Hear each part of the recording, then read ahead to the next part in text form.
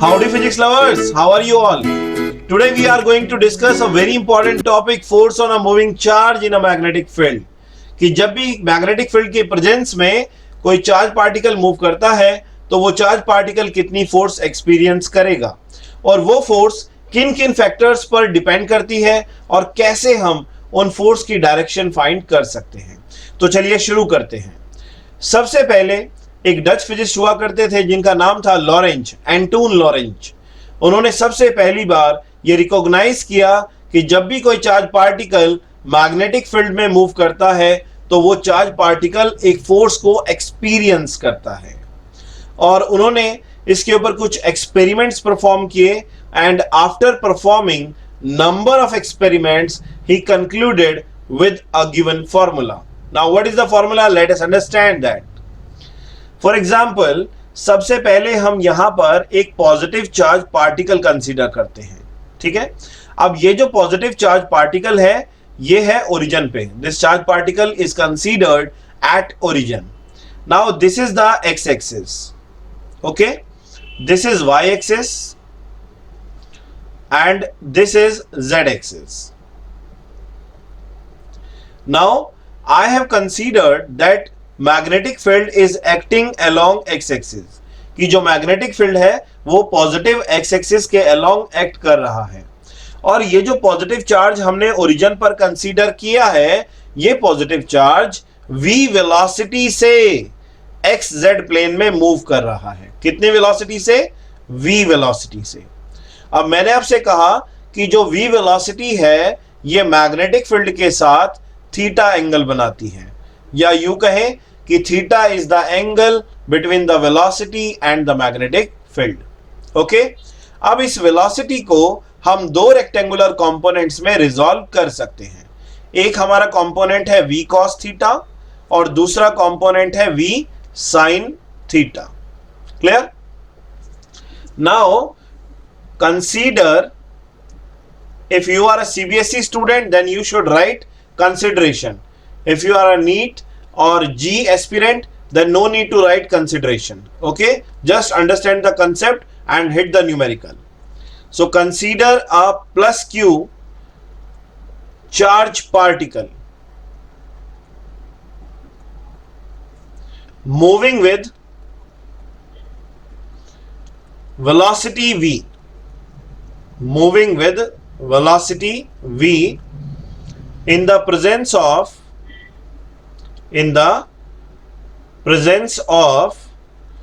magnetic field, or we can say uniform magnetic field B,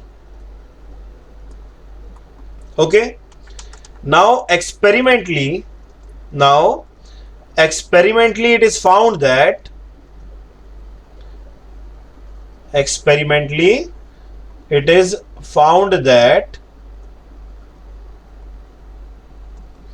the magnetic force experienced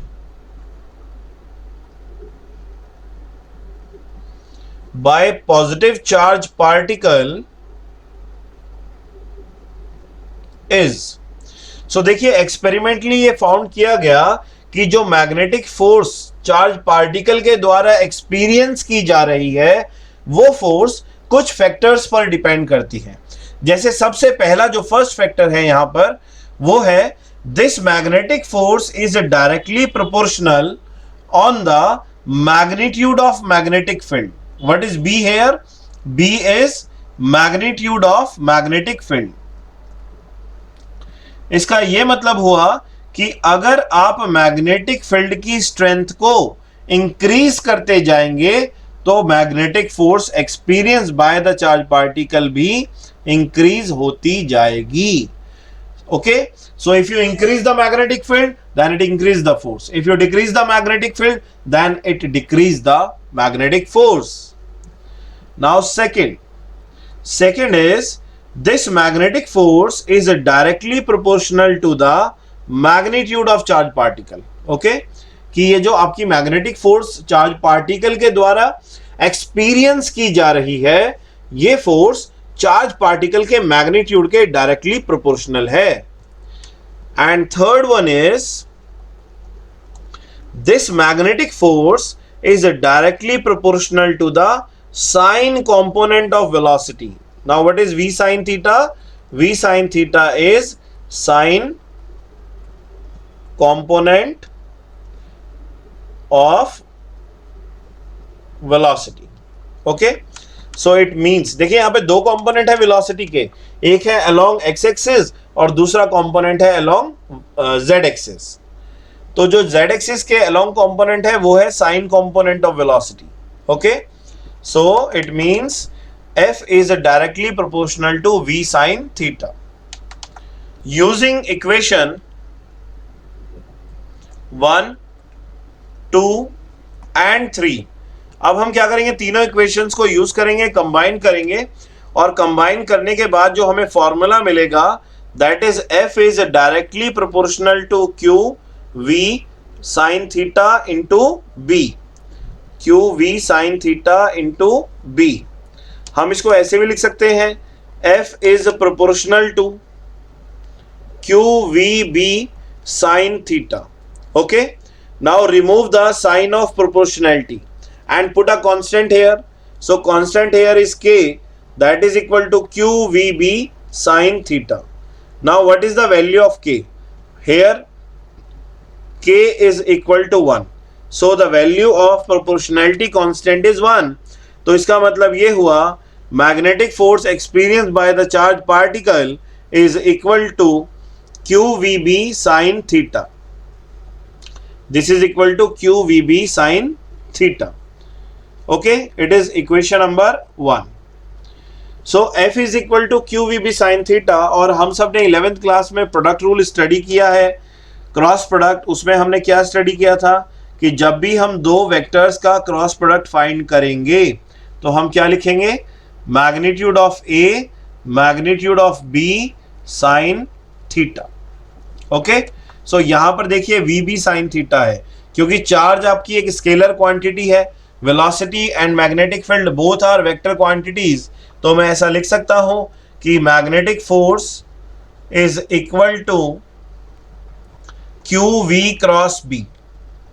Q v cross b. So this is the magnetic force experience by the charge particle in vector form. Okay, अब next question जो हमारे सामने है वो ये है, What is the direction of this magnetic force? इस magnetic force की डायरेक्शन क्या होगी? तो there are number of methods to find out the direction of magnetic force. पहले हम सबसे पहले जो है हम अप्लाई करते हैं इसमें कॉन्सेप्ट वेक्टर्स का. तो यहाँ पर देखिए जो आपका रूल है वो क्या है, v क्रॉस b. ओके, तो v क्रॉस b का मतलब क्या है, आप अपने पाम को v के तरफ पॉइंट करेंगे और B के तरफ कर्ल करेंगे. जब आप अपने पाम के फिंगर्स को V की तरफ पॉइंट करेंगे और B की तरफ कर्ल करेंगे तो आप देखेंगे कि direction of force is along Y axis. Direction of force is along Y axis. Okay, so यहां पर यही कंसेप्ट हम लगाएंगे कि जो डायरेक्शन ऑफ मैग्नेटिक फोर्स है वो v क्रॉस b के प्लेन के परपेंडिकुलर है. ठीक है, now direction of magnetic force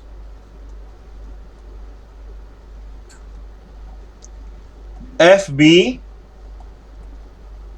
is perpendicular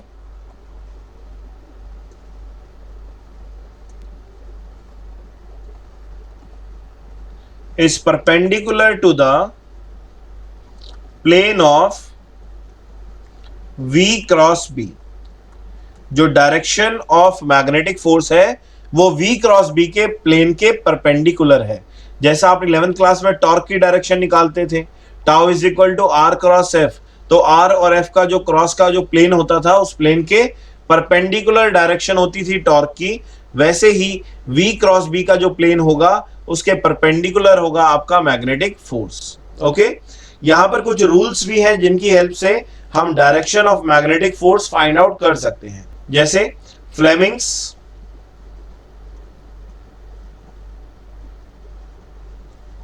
left hand rule. Fleming's left hand rule. Now according to Fleming's left hand rule, आपने क्या करना है, अपने लेफ्ट हैंड का जो थंब है वो ऐसे रखना है, और जो फर्स्ट फिंगर है, थंब और फर्स्ट फिंगर दोनों के बीच में 90 डिग्री एंगल होना चाहिए। उसके बाद जो फर्स्ट फिंगर है और जो आपकी मिडल फिंगर है, इन दोनों के बीच में भी 90 डिग्री एंगल होना चाहिए। इट मींस ये जो तीन फिंगर्स, दो फिंगर्स और एक थंब है, ये तीनों आपस में म्यूचुअली परपेंडिकुलर होने चाहिए। ठीक है। अब फ्लेमिंग लेफ्ट हैंड रूल के अकॉर्डिंग जो थंब है, thumb will point in the direction of force. Thumb will point in the direction of force. Next is first finger, जिसको हम इंडेक्स फिंगर भी बोलते हैं। First finger points in the direction of magnetic field, points in the direction of magnetic field. And next is middle finger, or we can say central finger. Middle finger points in the direction of motion of particle, or which particle? Always keep it in mind, it is positive particle. ठीक है, motion of positive particle and current. So this is the indication by the Fleming's left hand rule. अब देखिए इसको use कैसे करते हैं। जैसे मान लीजिए मैं ड्रॉ करने की कोशिश करता हूं, this is your thumb, this is the thumb, and उसके बाद ये हमारे इसमें first finger, and after that it is the second finger. Okay,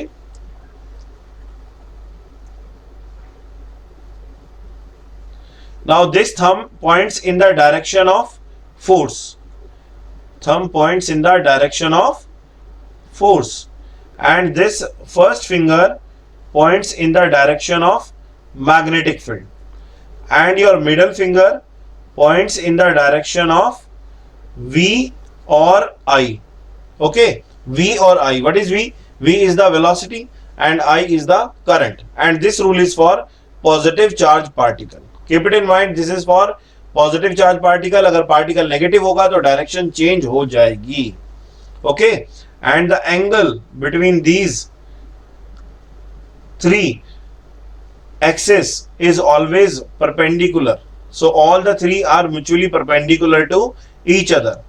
so this is the plane of V cross B, this is the plane of V cross B, and magnetic force is perpendicular to the plane V cross B. Okay, so by this method we can find out the direction of magnetic force. And one more rule you are having, you can point your fingers and the palm in the direction of V, and you just curl the fingers or wrap the fingers towards the magnetic field, then thumb gives you the direction of magnetic force. You can also use this rule. This is right hand rule. Okay, you can also use this rule. Now next is, let us find the or define the magnetic field with the help of this formula. So we have the formula F is equal to Q V B sin theta. Okay, now what is magnetic field? Magnetic field is equal to F divided by Q V sin theta. Now if magnitude of charge is 1 coulomb, if the magnitude of charge is 1 coulomb, velocity जो है वो 1 metre per second है, और theta अगर 90 degree है तो sign 90 1 हो जाएगा। उस केस में जो आपकी मैग्नेटिक फील्ड है वो फोर्स के इक्वल हो जाएगा। ठीक है, तो कैसे डिफाइन कर सकते हैं यहाँ पे, इफ, और ये भी बोल सकते हैं the magnetic field intensity is equal to magnetic force experienced by the charged particle having magnitude 1 coulomb and moving with velocity 1 meter per second perpendicular to the magnetic field. Okay, और ये भी आप कह सकते हैं, if 1 coulomb of charge, if 1 coulomb of positive charge move with velocity of 1 meter per second perpendicular to the magnetic field, then the magnetic field intensity is equal to magnetic force. आप कैसे भी करके इसको define कर सकते हैं, दोनों method में से जो आपको इजी लगे। अब देखिए बात है यूनिट की। Now what is the unit?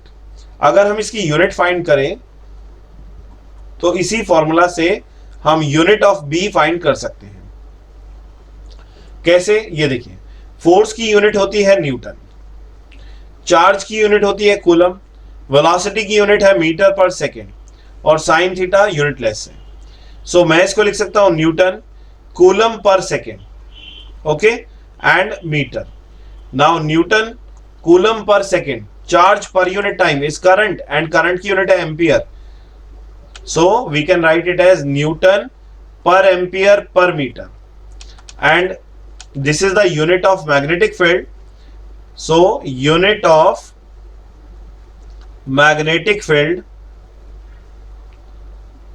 is 1 Newton per ampere per meter. Okay, unit of magnetic field is 1 Newton per ampere per meter, और इसी यूनिट को बाद में जो निकोला टेस्ला साइंटिस्ट थे, एमिनेंट फिजिस्ट थे, उन्हीं के नाम पे इसकी यूनिट रखी गई। This is equal to 1 tesla. 1 tesla, tesla, Nikola Tesla is the name of the physicist, eminent physicist, और उन्हीं के नाम पर ये यूनिट रखी गई। Unit of magnetic field is 1 tesla. Tesla is a very large unit, ठीक है, tesla is a very large unit, so for that we have one more unit, we can call it as CGS unit. This is SI unit, this is SI unit, and there is one more CGS unit, that is known as Gauss, Gauss, okay, and 1 Gauss. So this is the CGS unit of magnetic field. Now 1 Gauss is equal to 10 to the power minus 4 Tesla. ये आप ध्यान में रखिएगा क्योंकि numerical solve करने में ये आपकी हेल्प करेगा। 1 Gauss is equal to 10 to the power minus 4 Tesla, and 1 Tesla is equal to 10 to the power 4 Gauss. Okay, अब देखिए हमने फॉर्मूला तो डिराइव कर लिया मैग्नेटिक फोर्स का, तो मैग्नेटिक फोर्स जो है वो किसके इक्वल है? QVB साइन थीटा के इक्वल है। बट यहां पर जो है नंबर ऑफ अलग अलग सिचुएशंस हमारे पास है जिनके अकॉर्डिंग हम इसको सॉल्व कर सकते हैं। फॉर एग्जाम्पल, अगर मान लीजिए फर्स्ट केस में इफ वेलोसिटी इक्वल टू 0, अगर पार्टिकल की वेलोसिटी 0 है, इसका मतलब charge particle plus Q charge is at rest, कि अगर चार्ज पार्टिकल हमारा रेस्ट में है तो क्या वो मैग्नेटिक फोर्स एक्सपीरियंस करेगा? सो यहां पर देखिए F is equal to 0, charge particle will not experience any force. इसका मतलब यह हुआ कि static charge particle magnetic field की प्रेजेंस में कोई फोर्स एक्सपीरियंस नहीं करेगा। Okay, so it is 0 newton. Now second case, if theta is equal to 0 degree और 180 degree, if theta equal to 0 degree और 180 degree, then in that case also the force is equal to 0 newton. उस case में भी जो force है वो आपकी 0 Newton होगी। Third case, if magnetic field is 0, अगर मैग्नेटिक फील्ड 0 हो जाए, अगर मैग्नेटिक फील्ड 0 टेस्ला हो जाए तो क्या फोर्स एक्सपीरियंस करेगा? तब भी वो फोर्स एक्सपीरियंस नहीं करेगा। Now case number 4, case number 4 is, अगर मान लीजिए ये थीटा 90 डिग्री हो जाए, तो हमें पता है कि साइन 90 की वैल्यू +1 होती है। उस केस में हमें जो फोर्स मिलेगी वो होगी QVB, and this force is maximum force. So this is the maximum force experienced by the charged particle. Okay, so I hope आज का concept force on a moving charge in a magnetic field आपको clear हुआ होगा। अगर आपको ये बिल्कुल concept clear हो गया है तो जरूर कमेंट बॉक्स में लिख के हमें बताएं, और अगर नहीं क्लियर हुआ है, कहीं पर भी आपको डाउट है, then you can ask your doubt in the comment box. Channel पर पहली बार आया तो चैनल को सब्सक्राइब जरूर कीजिएगा, लाइक करिए, शेयर कीजिए अपने फ्रेंड्स के साथ। जय हिंद, जय भारत, फिजिक्स लव।